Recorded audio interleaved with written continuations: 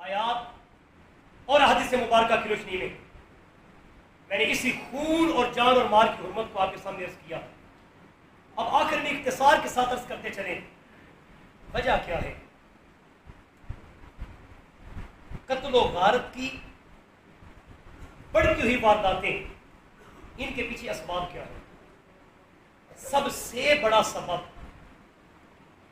عدم برداشت ہے. آج معاشرے سے برداشت کا مادہ نہ ہونے کی حد تک رہ چکا.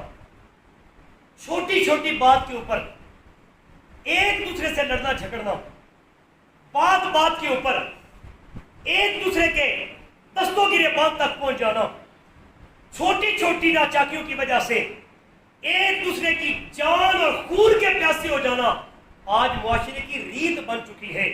عزیزان گرامی قدر، اگر چاہتے ہیں معاشرے کو امن و سلامتی کا گہوارہ بنایا جا سکے، برداشت کے مادہ کو بڑھانا ہوگا، ایک دوسرے کو برداشت کرنا سیکھنا ہوگا، رشتوں کی قدر کرنا سیکھنا ہوگی، ایک دوسرے کی حرمت کو پہچاننا ضروری ہے.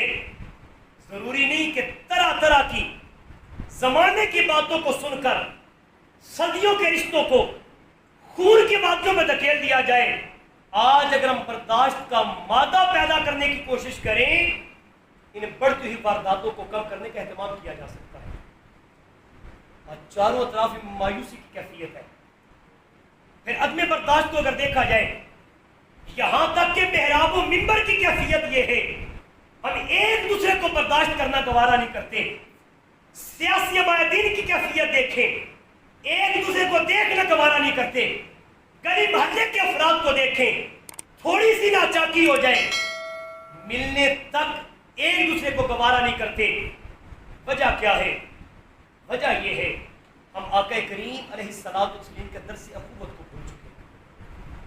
آج بھی جو محبت کے پیغام کو عام کرتے ہیں، میں اکثر کہا کرتا ہوں، اناؤں نفرتوں خود غرضیوں کے گہرے پانی میں محبت گھولنے والے بڑے درویش ہوتے ہیں. ہم زبان سے اگر کسی کو خیر کا جملہ پیش نہیں کر سکتے تو تکلیف بھی نہ پہنچائیں.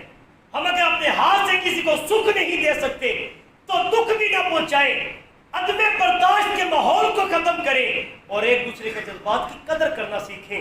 یقیناً مالک کائنات معاشرے کو امن و سلامتی کا گہوارہ بنائے.